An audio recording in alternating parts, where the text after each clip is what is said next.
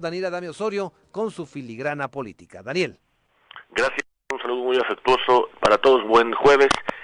Y una vez que hemos hecho el seguimiento de la primera parte, que corresponde a este desplome de la economía de la cual conversamos, ahora lo que subyace en todo el territorio que conocemos como el gran espectáculo que es la política, pero también las derrotas parciales que se conjugan paradójicamente con las victorias. En ese mismo margen estamos viendo cómo a partir de 2018, lo hemos contado aquí, primero se generó un gran conflicto entre los que ganaron la elección presidencial, que se notó en una primera instancia en torno a las posiciones legislativas, porque no se olvide que en realidad la gran mayoría que logró la coalición gobernante fue después de la elección, es decir, en un momento postelectoral,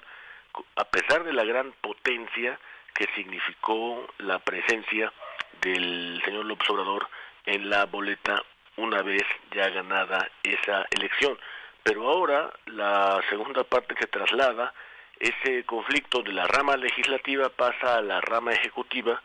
no solamente con los desacuerdos de primer nivel en torno al gabinete, porque si hacemos un recuento son muchísimos ya los nombramientos que han sido de enorme peso específico, pero que en realidad comenzaron con un golpe al corazón mismo de la administración del presidente López Obrador, cuando sale del gabinete quizá el último de los técnicos, el señor Carlos Ursúa,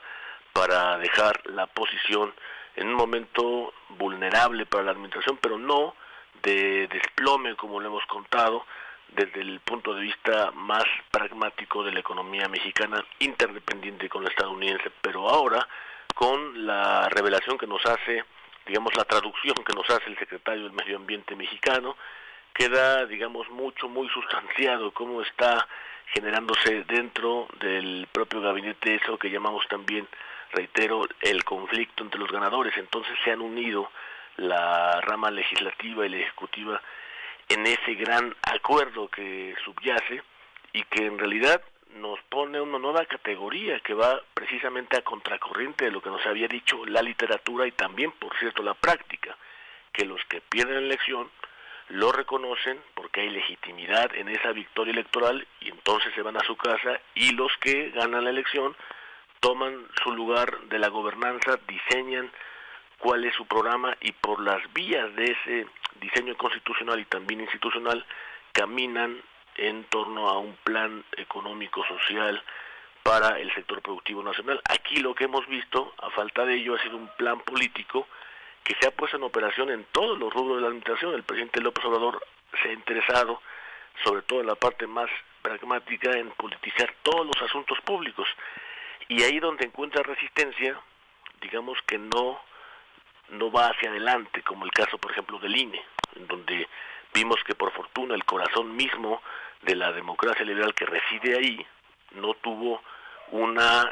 respuesta a su favor de la administración López Obrador. Por tanto, ahora lo que nos queda saber, digamos como una gran interrogación, es cómo se traducirá este conjunto de desacuerdos y de conflictos que estamos ahora atravesando, porque hay que añadir que la práctica del presidencialismo, mientras no se cambie la Constitución mexicana, sigue siendo una responsabilidad del propio presidente. Es decir, que tal como están hoy las normas en torno al diseño institucional mexicano, todos los señores que ocupan un cargo de primer nivel son precisamente para el presidente eso, sus secretarios, pero el presidente de la República sigue siendo, por arreglo de la Constitución, el responsable de cada uno de los rubros de esa administración, la suya, y hasta hoy sigue siendo, por lo menos para el presidente López Obrador, sigue siendo válida y además ganadora su propia elección de hace mucho tiempo, en donde descarga políticamente hacia otros precisamente los costos políticos que representan cada una de sus decisiones. Con lo cual veremos si esto que ha hecho, por ejemplo, en el rubro de la sanidad, descargar políticamente en otros lo que es responsabilidad suya, sigue teniendo también esos efectos en la economía y sigue dándole a él esos atributos de seguir digamos, en segunda línea cuando él ocupa la primera. Este yo diría que es el principal foco de la preocupación de el presidencialismo contra la política de la realidad. Hoy lo que estamos observando, por desgracia, es que ante un clima tan desaseado y también, desde luego, que no preveía absolutamente ninguna parte del mundo esa élite económica y política, hay una ausente planeación y programación en lo público, pero también en lo privado. Hemos pasado por una parte de lo legislativo a lo administrativo en cuanto a esos desacuerdos. Y finalmente, el presidente, con ese estilo personal de gobernar al que se refirió don Daniel Coso Villegas, sigue haciéndose cargo de ir quitando poco a poco todas las capacidades del Estado y poner las suyas. Intenta, como él dice, poner a salvo su propia gestión en el sentido de la evocación del general Cárdenas, que cuando llegaron los demás, los siguientes gobiernos, desmantelaron también paso a paso esa arquitectura constitucional que puso el general Cárdenas. El presidente intenta hacer algo semejante, pero en el siglo XXI, cuando pasamos muy probablemente, que ese es el siguiente reto que tenemos como seres humanos, del rubro del hambre,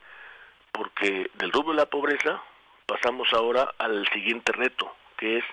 después de la crisis de sanidad, tenemos ahora la crisis también climática y los sembradíos. Entonces, por eso no es fortuito que ya hablemos de pasar de la crisis de la pobreza a la crisis del hambre. Y frente a ello encontramos a un país tan interdependiente como México, absolutamente sin un plan económico, sin un plan social, y ahí es el foco de nuestra preocupación hoy día, Teodoro. Bien, muchas gracias, Daniel.